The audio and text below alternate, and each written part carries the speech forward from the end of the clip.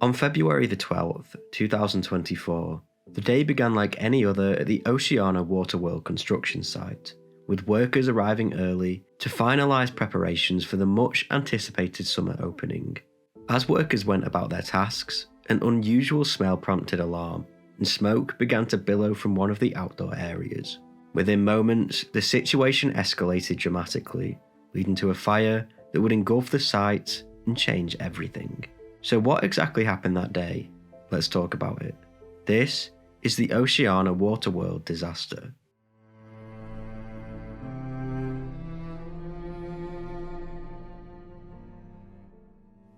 Liseberg is Sweden's largest and one of Europe's oldest amusement parks, situated in the city of Gothenburg, known for its beautiful old town and canals. The park, founded in 1923, attracts nearly 3 million visitors each year and is a cherished Swedish attraction. In 2020, as part of the park's anniversary project, they decided to expand and a water park was commissioned to be built, setting up the foundation for the Oceana Waterworld. Liseberg's Oceana Waterworld was part of a large-scale expansion plan aimed at enhancing the park's offerings, with a top-tier water park aimed at people of all ages. The construction of the park followed the successful opening of the Grand Curiosa Hotel, another new addition to Liseberg's complex. Set across 10,000 square meters, Oceana was designed to accommodate up to 1,750 visitors at a time, featuring a variety of water slides, pools, and theme zones inspired by Gothenburg's maritime history and the Swedish East India Company. The water park included both indoor and outdoor swimming areas, giving it a year-round appeal and making it a feature in Liseberg's strategy to create an all-weather attraction. The development of the park involved some of the industry's leading professionals.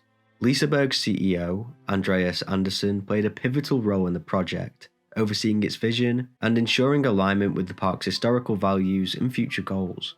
NCC were commissioned by the park for the build, with them being a prominent construction and development company headquartered in Stockholm, Sweden.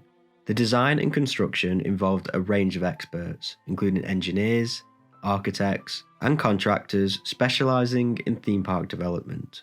Local contractors were responsible for much of the construction, with Patrick Gilholm, an experienced construction manager, brought on board specifically to lead the on-site efforts. The construction officially began in 2020 with an initial timeline of approximately 3 years.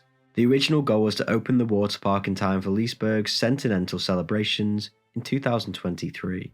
However, various challenges, including delays likely related to the global pandemic, pushed the timeline back slightly.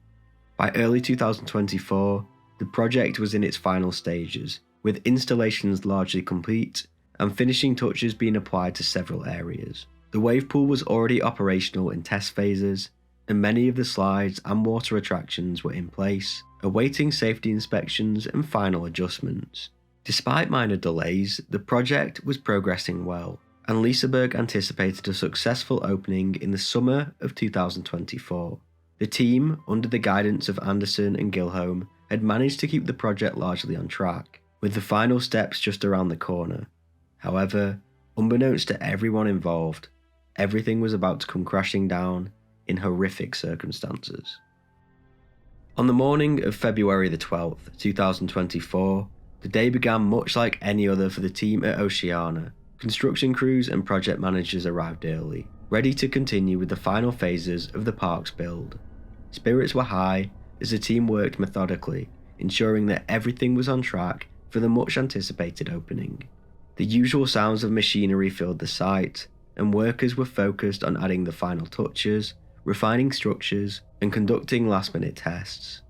As the morning progressed, however, an unusual smell and faint smoke were noticed by several workers near one of the outdoor sections. Initially, it seemed minor, perhaps a small equipment malfunction or a misplaced spark, but within minutes, the smoke thickened. The team attempted to locate the source, but the fire rapidly intensified, flames spreading quickly from one area to another. It became evident that this was more than a minor incident as the blaze grew, fueled by the flammable materials stored nearby. Shortly after the fire began, the situation escalated further with a series of loud explosions echoing across the site, with the main explosion being caught on camera. These explosions were believed to stem from the construction materials on site, adding a new level of danger to an already critical situation. The blast sent debris flying, intensifying the flames and creating a chaotic scene as emergency services arrived. The fire's swift escalation left little time for an organised response. Panic ensued as alarms blared and workers scrambled to evacuate the site. Fire Officer Joachim Hallenberg said, "When we arrived, we were met by a fire inferno. When it blew, the visibility went to zero in a fraction of a second." Hallenberg, who had been a firefighter for 22 years, went on to say, "The fire development was unlike anything I have ever seen before." Firefighters worked tirelessly to contain the fire, but the severity of the blaze and the structural instability of the nearby completed buildings made it anything but easy. In response to the escalating danger, authorities made the critical decision to evacuate nearby facilities.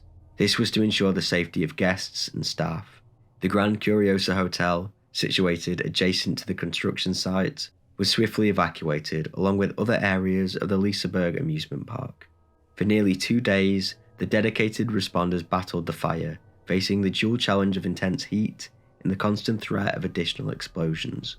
As the fire raged on, the blaze spread from the outdoor sections to various key attractions, including the water slides and expansive play structures within the park.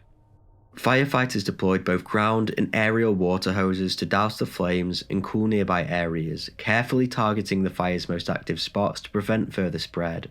Structural engineers on site guided the responders around areas at risk of collapse, which allowed firefighters to tackle the blaze from safer positions. Additionally, specialized foam was used on sections with highly flammable materials to suppress potential flare-ups.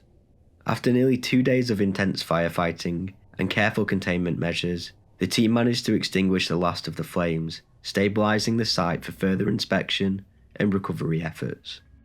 Despite the chaos, the well-coordinated evacuation prevented a higher number of casualties, though 16 individuals sustained minor injuries and were treated for smoke inhalation. However, throughout this harrowing ordeal, Patrick Gilholm remained a focal point of concern. As the construction manager, his absence was immediately noted, and extensive search efforts were launched to locate him amidst the devastation. Tragically, it was only after the flames had been brought under partial control and the most dangerous sections had been stabilized that Patrick Gilholm's remains were discovered within the charred remains of the site. Firefighter Jonas Strand said, "I am incredibly happy and grateful that all colleagues and NCC staff that we entered with are okay, but we are also of course saddened that a man did not come home that day." After the fire was finally brought under control, investigators opened their case into how something so horrific could possibly unfold. The investigation into the fire at the Liseberg's Oceana Waterworld was conducted by the Swedish Accident Investigation Authority, in collaboration with local fire officials. Preliminary findings found that the fire likely originated from a technical malfunction involving construction equipment or materials stored on site.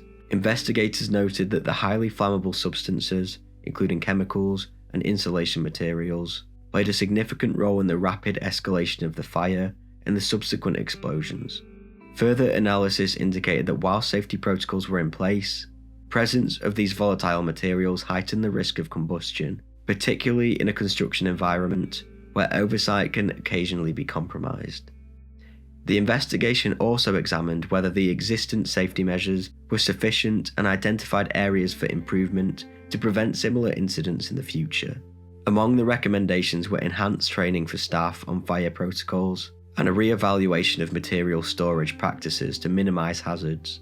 The complete report by the Swedish Accident Investigation Authority is expected to be released in early 2025 and will provide a detailed account of the incident and the findings. This is ultimately aimed to influence industry standards and improve safety regulations across construction sites, and most likely nobody has or will be blamed for the fire. As always, this is not an AI channel, I do everything myself, and if you appreciate my work, subscribe, and if you want to go the extra step to support the channel, maybe consider becoming a member. As you can probably tell listening, I still have a pretty bad cold, so I'm sorry if my voice sounds a bit off in this recording. Let me know what you think about this case in the comments below, And as always, thank you for watching.